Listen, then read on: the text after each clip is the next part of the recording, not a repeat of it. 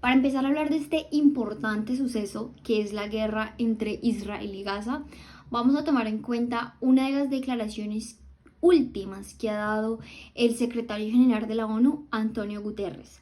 Esa declaración la dio el 6 de diciembre del 2023, en la cual plantea que las hostilidades que se están llevando a cabo en Gaza e Israel han ocasionado espantosos sufrimientos, han dejado destrucción física y traumas humanos para gran parte de los territorios. El secretario general de la ONU, digamos que asume cierto grado de responsabilidad con respecto a este tema.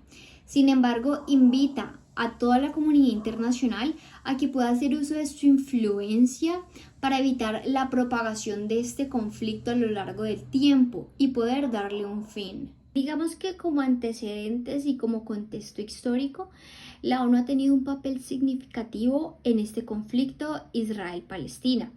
Es que su principal objetivo siempre ha sido de cooperación internacional y poder mantener la paz y seguridad mundial. La ONU tiene un papel importante.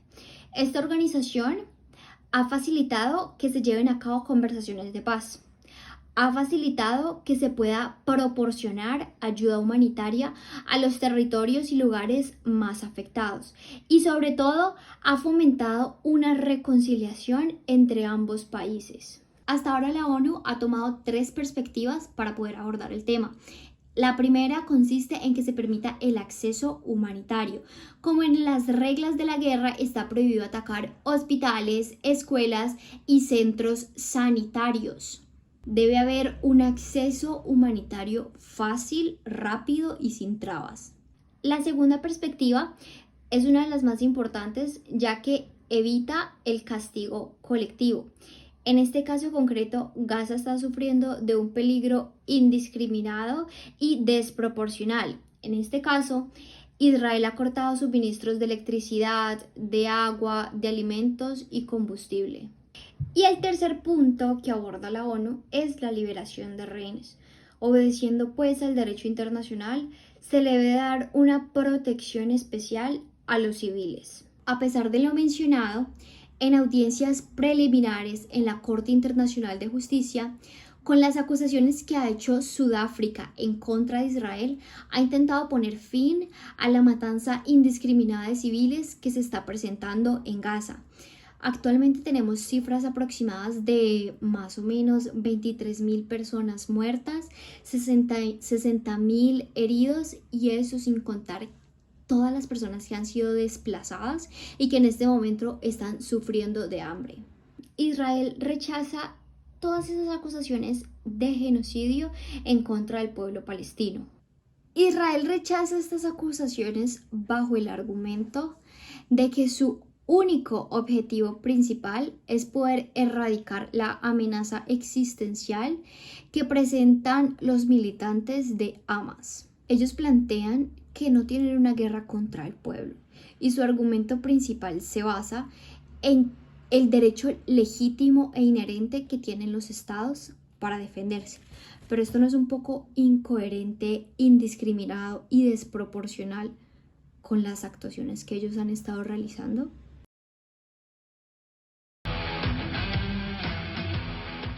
Las dos confrontaciones internacionales armadas más notorias después de que el mundo entero padeció la pandemia entre el año 2020 y el 2021, estas dos confrontaciones son indudablemente la invasión a Ucrania desde febrero del 2022 y el choque violento entre Hamas y el gobierno de Israel, octubre del 2023. Una acción terrorista y como respuesta con el implacable exterminio de palestinos en Gaza. En ambos casos se trata de una disputa por las tierras. Rusia ya se había apoderado de Crimea en el año 2014, iniciando el impulso de una guerra separatista desde ese año en el Donbass y a través de la invasión se han apoderado de 2 regiones, Donetsk y Lugansk, más Gerson y Mariupol, mezclando un referéndum para intentar darle un tinte legal. continuando la invasión con la destrucción de viviendas e infraestructuras civiles. Pero la idea central era ocupar todo el territorio de Ucrania e instalar un hombre de paja al estilo de Bielorrusia con Lukashenko para administrar ese país. Aquí entonces se registra el binomio guerra y tierras. En Palestina el acoso y la reducción de terrenos no ha parado con la práctica de los colonos armados y el despojo a la brava. Desde 1967 el asedio es continuo para arrinconar a una parte de los palestinos de Cisjordania y a otra parte de palestinos en Gaza. 3 guerras desde 1948 y 2 intifadas, más las operaciones militares del 2015, el 2021 y esta desde el 2023. El objetivo, apropiarse de más tierras. El uso de la fuerza estatal de manera desbordada lleva al terrorismo de Estado o terror estatal. Uso y abuso, extralimitación de funciones militares para doblegar al otro. Esto conlleva a la violación de soberanías, a la transgresión del derecho internacional, actuando los estados como terroristas, desdibujándose su función. En Ucrania, disparando con drones y misiles tácticos de enorme contundencia, destruyendo estructuras civiles para hacer rendir al gobierno, atacando a la población no combatiente, afectando escuelas y hospitales, destruyendo hasta una represa y asediando por hambre a la población. En Palestina, la parte de Gaza, igual, se viola el derecho internacional humanitario, se demuelen edificaciones familiares, se arrincona a la población y se desconectan los servicios públicos.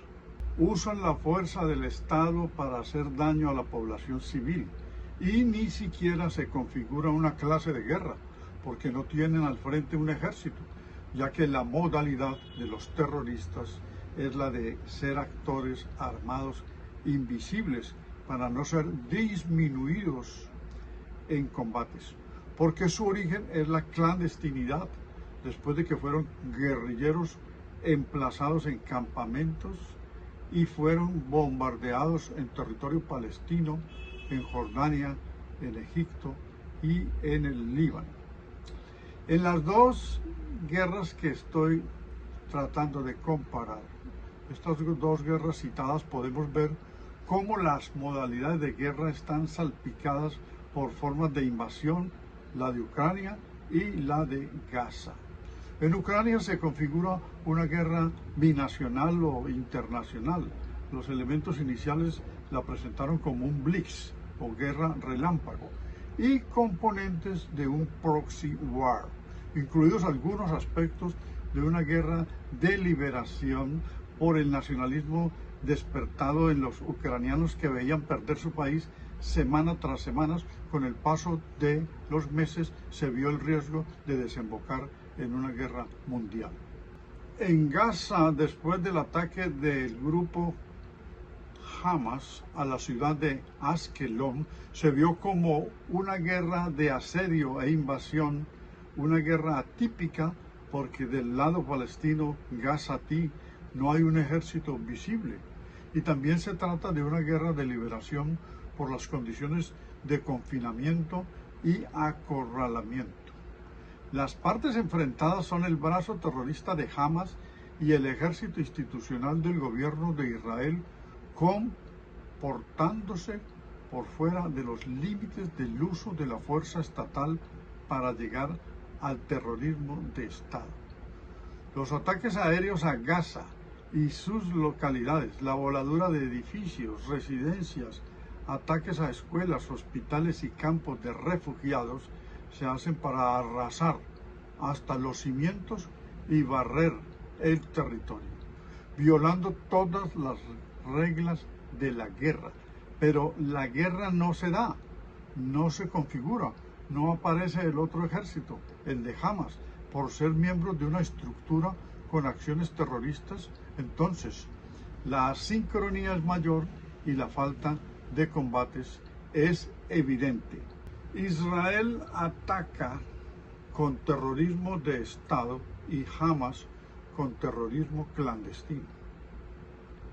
El exceso del uso de las armas por parte de Israel se registra sin actos de respuesta o batalla.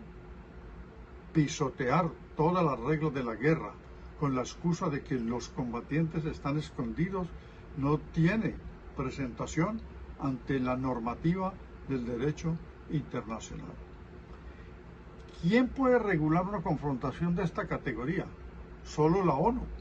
Y no actúan por inmovilidad del Consejo de Seguridad y los intereses económicos de los países que tienen tratados comerciales con Israel los hacen aparecer como neutrales. Por esta neutralidad no pueden concurrir, pero están cada día sintiendo que la barbarie desborda cualquier clase de postura diplomática. Desde Egipto y desde Wright, ante sendas conferencias multinacionales que se dieron a finales del año 2023, hubo mensajes de contención y los Estados Unidos, los europeos y la ONU misma también impulsaron tardíamente la solución conocida como coexistencia de los dos estados. Se encontró en Riad, capital saudí, el 11 de noviembre, el presidente de Irán, Ebrahim Raisi, con Mohammed bin Salman y las autoridades de Arabia Saudí, en el marco de una cumbre árabe islámica sobre la invasión de Israel a Gaza. Los líderes árabes, estos líderes árabes, se pronunciaron para poner fin al conflicto, pero nada ha funcionado con efectividad. El señor Netanyahu no podrá continuar con este exterminio de manera impune para salvar su carrera política y evitar su defenestración del Parlamento o el agrietamiento de su mayoría de partidos de ultraderecha. A raíz de este genocidio, tiene ahora dos sectores en contra: los liberales y centristas, que le hacían oposición desde antes por el autoritarismo exhibido y que ahora se sienten en riesgo por desatar un conflicto que puede llegar a escala regional, que ya prácticamente ha repercutido en toda la región.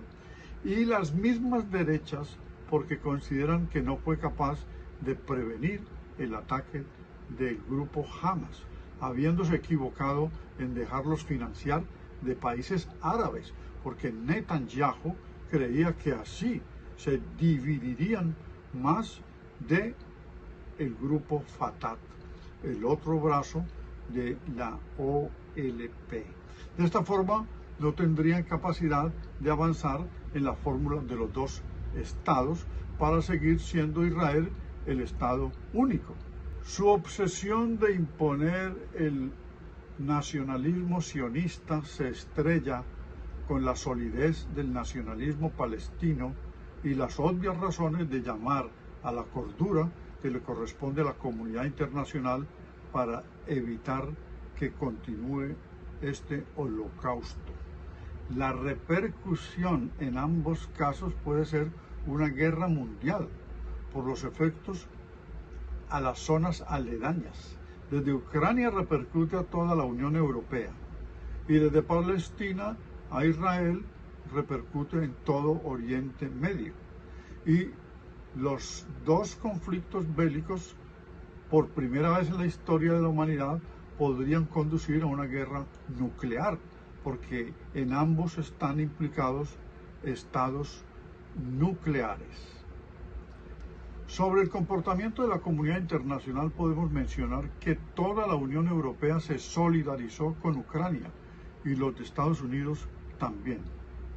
Ayudas económicas, entrega de armamentos, expresiones de apoyo en todos los foros mundiales, pero ningún país se vinculó a la guerra directamente enviando tropas, comenzando por la no admisión de Ucrania en la OTAN, hasta que termine el conflicto.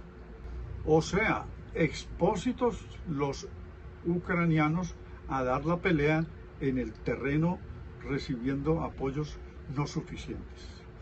Pero hubo una condena a la actitud rusa, bloqueos comerciales, sanciones monetarias, limitación del comercio, etc. Respecto a Gaza, el comportamiento de los países árabes ha sido la condena a Israel desde la cumbre de Egipto en octubre del 2023, expresiones de solidaridad de Egipto y Turquía y conatos de ataques desde el Líbano, Yemen e Irán. Y de otro lado, en Gaza, eliminar a la población con el pretexto del castigo al acto terrorista del 7 de octubre de 2023, protagonizado por militantes de Hamas. Entonces, prosiguen para sacar a la población a fin de tomarse toda la tierra o administrar a los que permanezcan. Como quiera que Gaza no es un estado, ni Cisjordania, entonces, hasta la legítima defensa de la población palestina, que no participa del partido Hamas, se le desconoce por no tener soberanía estatal, al no ser un sujeto de derecho internacional.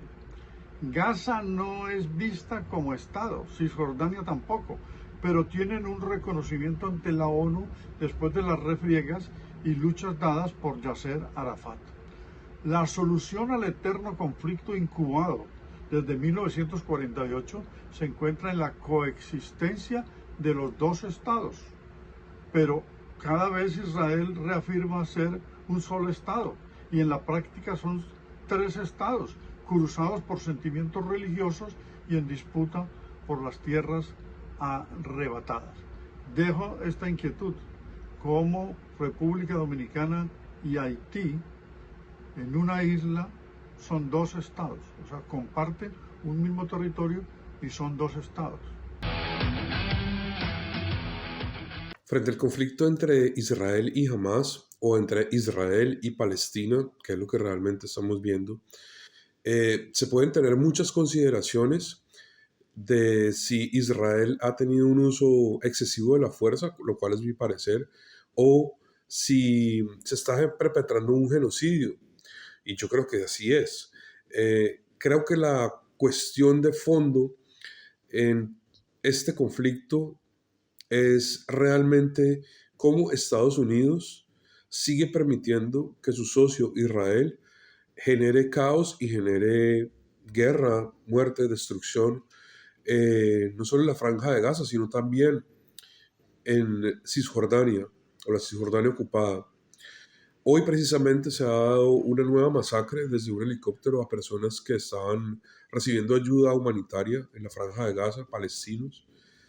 Y este repetido ataque a civiles hace que el relato haya dejado de favorecer a Israel como víctima y hoy esté favoreciendo eh, a todos los palestinos como víctimas de un conflicto y de un uso excesivo de la fuerza por parte de Israel. Existen muchos motivos para que Israel haya tomado la decisión de atacar tan fuertemente a Palestina, pero uno de esos motivos es el motivo político, donde el fin de la guerra prácticamente significaría el fin también del gobierno de Netanyahu y de Netanyahu como líder político. Entonces, casi que podría decirse que para la supervivencia de Netanyahu y de su facción de ultraderecha que hoy gobierna Israel es necesario la guerra. Y claro que uno podría pensar que hay intereses o que hubo intereses en que se produjera el ataque inicial que Hamas perpetró contra civiles israelíes para que se iniciara todo este proceso. Hoy el mundo está en guerra, lo vemos tanto en la guerra de Rusia con Ucrania como en esta guerra que se ha creado ya en el Medio Oriente, donde también están participando ataques o se están dando ataques contra el Líbano, contra eh, barcos que están pasando, siendo atacados por los guerrilleros yemeníes o insurgentes yemeníes. Y básicamente es una guerra entre Estados Unidos y su proxy en la región, que es Israel, y a la vez Irán y todos sus proxies en la región con motivo del ataque a Palestina. Creo que sin duda la solución a este conflicto deberá pasar por la creación de dos estados, de los dos estados, un estado para los palestinos, un estado para los israelíes. Y mientras tanto, muerde lengua porque realmente estamos en eh, una situación muy delicada que puede escalar en cualquier momento. Lo que está pasando en Gaza no es ajeno a lo que está pasando en Rusia y en Ucrania. Tengamos en cuenta que en el fondo dos poderes mundiales disputándose el control de rutas marítimas, de rutas de comercio, de commodities, gas, petróleo, energía en general. Eh, y se trata de esa disputa entre China y Estados Unidos que usan a través de sus socios, en este caso Rusia, usando a China, el conflicto con Ucrania siendo una punta de lanza de Estados Unidos. Y creo que lo mismo está pasando en la región del Medio Oriente. Esperemos que esto se pueda llegar a un buen término, que haya negociaciones, que haya cese al fuego cuanto antes, que se está pidiendo. Hay negociaciones que se están adelantando, pero como les decía, el fin de la guerra implica el fin de Netanyahu y eso hace pensar que Netanyahu va a llevar esto hasta últimas consecuencias, en una especie de comportamiento a lo Sansón, ¿no? Si tumbro el templo, pues nos morimos todos aquí. Entonces, es una cuestión muy complicada. Esperemos que el mundo pueda salir de esta época. Como sabemos, el 7 de octubre del 2023, la organización palestina Hamas, movimiento de resistencia islámica que gobierna la Franja de Gaza desde el 2007, realizó un vasto ataque contra civiles de Israel en el que fallecieron 1.200 personas y hubo 240 rehenes. Ante dicha situación, Israel inició ataques en un siglo de represalias violentas para destruir a Hamas en Gaza. Ahora bien, para conseguir este objetivo incoherente con las referencias internacionales del reglamento del conflicto, el gobierno de la Unión ordenó al ejército de Israel bombardear a Gaza y entrar en este territorio donde sobreviven 2.300.000 personas en el territorio palestino, sometidos desde el 2007 al bloque, es decir, sí, desde hace 15 años en este lugar. La Corte Internacional, por lo cual se ha manifestado ordenando a Israel evitar el genocidio en Gaza. Y es que la Corte Internacional de Justicia, máximo órgano judicial de la arquitectura de la paz y seguridad internacional, ha ordenado a Israel tomar todas las medidas posibles para prevenir y mejorar y evitar de forma drástica el genocidio en Gaza, reconociendo que entonces al menos algunos de los derechos reivindicados por Sudáfrica y para los que se solicita protección son plausibles y tangibles en esta situación. La Corte Internacional de Justicia ha ordenado a Israel que tome medidas necesarias para evitar que puedan cometerse actos de genocidio contra la población en Gaza, por lo que con 15 votos a favor y 2 en contra, el Estado de Israel, de conformidad con sus obligaciones y en virtud de la Comisión para la prevención y la sanción del delito del genocidio en relación con los palestinos, se espera que tome medidas inmediatas y acate estas órdenes para mejorar esta situación, por lo que se recomienda que tomen medidas a su alcance para impedir la comisión de estos actos comprendidos en el ámbito de su aplicación.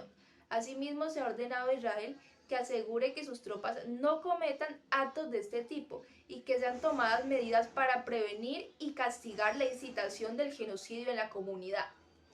Es recomendable también que se le dé la entrada a la ayuda humanitaria en la franja, pues el tribunal considera y de forma urgente que Israel debe tomar medidas inmediatas y efectivas para permitir la prestación de los servicios básicos y la asistencia humanitaria que se necesita urgentemente para hacer frente a las adversas condiciones de vida a las que se enfrentan los palestinos en la franja. En torno a esto es relevante mencionar que las decisiones del tribunal son legalmente vinculantes para Israel, y aunque la Corte tiene pocos medios para hacerlas cumplir, se espera que se den resultados efectivos ante estas órdenes y recomendaciones. No obstante, los jueces también indicaron como parte de las medidas que Israel debe impedir la destrucción y asegurar la preservación de pruebas y entregar un informe en un plazo de un mes sobre todas las medidas tomadas para legitimizar estas acciones prácticas para mejorar esta situación de guerra. Sin embargo, por otra parte, la Corte no ha hecho pronunciación sobre el cese de las operaciones militares, y es que aunque este es un tema tan polémico y del cual se necesita con forma efectiva medidas y soluciones, aún la Corte no se ha pronunciado. Sin embargo, sí ha reconocido la solicitud del Estado de Sudáfrica denunciando como conducta genocida el trato que se está realizando en Gaza. Y aunque los jueces sí han exigido que Israel garantice con efecto inmediato que sus militares no cometan esto, aún no se ha condenado ni se ha legitimizado esta acusación de forma formal. Todo lo anterior siendo relevante para que las medidas provisionales se acaten y se dé con legítima defensa y realidad a las circunstancias que está viviéndose en este momento en la guerra. Como se mencionó anteriormente, no hay nada que vincule de forma tangible, pero se espera que se legitimice y que se respete el efecto jurídico vinculante de estas órdenes recomendadas por la Corte. La llamada guerra de Israel contra Hamas en realidad no es eso. No se trata aquí de dos fuerzas que representan naciones, por ejemplo, o conglomerados. No, es la fuerza de una nación que tiene fuerzas nucleares, que tiene el respaldo de todas las grandes potencias de Europa, de Estados Unidos, que es Israel, contra un pueblo que se amontona en una franja llamada de Gaza y contra el cual Israel no perdona la más mínima, llamemos así, aventura militar. Lo que está haciendo Israel es destruyendo toda la franja de Gaza. Y cuando digo destruyendo no me refiero a lo físico, sino a acabar con la población que está asentada ahí. Es una persecución étnica, religiosa, cultural e informada en bases religiosas hebreas que creen que Israel está llamado a ser un Estado sin árabes y solamente judío. Entre otras cosas, Israel se declaró no una democracia. Israel es una teocracia, es un Estado judío, como Irán se declara un Estado de los ayatolá. Entonces, aquí estamos ante una situación que de verdad no tiene que ver nada con el siglo XXI, con un fanatismo y una destrucción y un genocidio sin precedentes. En este siglo, y tal vez en la segunda mitad del siglo XX, no ha habido una masacre tan rápida. 40.000 personas, casi todos ciudadanos palestinos que no tenían que ver con la guerra, sino con su creencia, el ser palestino y reclamar algo, derecho a existir en su territorio, derecho a tener un Estado, derecho a que se le brinden todos lo necesario y los derechos para no ser aplastado por una máquina de guerra que es Israel. De verdad, el llamado que quienes observamos y estamos ya cansados de observar ese conflicto no puede ser otro que, primero, cumplir con un cese al fuego real, permitir que los palestinos tengan acceso al alimento, al agua, a la asistencia médica. Eso es lo primerito. Lo segundo, que toda la ayuda internacional se vuelque hacia Palestina. Y en tercer lugar, el derecho a dos estados. Si Israel quiere tener su estado, que lo tenga, está bien, pero que Palestina tenga el suyo. Es un derecho básico, fundamental de un pueblo que le abrió las puertas hace 80 años a los judíos para que se asentaran ahí, y ahora estos judíos quieren acabar con ellos. No se trata de aplastarlos, de someterlos, es de acabar, es un genocidio étnico-cultural y contra un Estado árabe musulmán. Quienes tenemos, sin duda, algún aprecio por la cultura judía, no la desconocemos, le pedimos, le exigimos al pueblo de Israel, al pueblo judío que vive en Colombia y en toda América, que por favor le digan no más a ese señor Netanyahu, le digan no más al partido Likud y que evidentemente se avance en un propósito humanitario y que, por supuesto, defina los límites de su Estado, pero no a costa de acabar con el pueblo de Palestina y acabar con la franja para crear allí o ampliar allí el Estado de Israel. No, no puede ser. Esa es, a mi modo de ver, lo mínimo que podemos pedir. 2 estados, ya, y ayuda humanitaria y que se haga efectivo un cese al fuego. Un cese al fuego que reclama toda la humanidad, no solo lo reclamamos desde este espacio. Lo que está sucediendo en Gaza es una aterradora violación a los derechos humanos por parte de un Estado-nación reconocido en 1948 como es el Estado de Israel. Resulta que estas confrontaciones que inician a raíz de que Hamas hace una incursión terrorista, hay que decirlo, a Israel, pues la respuesta de Israel fue atentar ampliamente contra la población civil y hoy se calculan que alrededor de 32.000 personas han muerto desde octubre por las incursiones militares y armamentísticas que Israel ha generado en el enclave de Gaza, que es un enclave palestino y árabe del cual Israel es el controlador de todo lo que entra a este territorio, entre ellos elementos como los medicamentos, recursos como la energía, como el agua. Hoy, primera vez en 17 años, luego del bloqueo, llega un barco de Italia y de España a las costas de Gaza para brindar ayuda humanitaria. Esto hace que la comunidad internacional tenga una respuesta. Voy a hablar principalmente de América Latina. ¿Cuál ha sido la respuesta de los principales países de América Latina en este escenario? Colombia, en representación de su presidente Gustavo Petro, ha sido particularmente incisiva en el desarrollo de soluciones pacíficas a este enfrentamiento, que no puede llamarse guerra de ninguna manera. Petro ha sido muy activo en redes sociales y en sus discursos, tanto que ha generado confrontaciones con el gobierno de Benjamín Netanyahu, confrontaciones de orden diplomático. Sin embargo, en algún momento se sentaron y las agendas cambiaron en términos de que Petro, de ser un crítico, pasó a ser una suerte de mediador de este conflicto, tanto que Benjamín Netanyahu le hizo una solicitud por medio de una carta para que intercediera por los secuestrados que tiene Hamas y que son israelíes.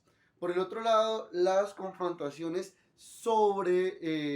diplomáticas sobre Brasil no han sido pocas. Ambos países, tanto Israel como Brasil, han llamado a sus embajadores a consulta para plantear cómo siguen las relaciones entre Brasil e Israel. AMLO en México, Andrés Manuel López Obrador, hace, una defensa férrea a los derechos humanos, y la comunidad judía pro-Israel, pro Estado de Israel, en México, pues empiezan a criticarlo y hay unos choques en política doméstica a raíz de las relaciones y de los comunicados diplomáticos que AMLO tiene sobre la situación de Israel en el enclave de Gaza. Y por el otro lado está en Argentina el presidente Milei, quien se declara católico judío, y de hecho la primer visita diplomática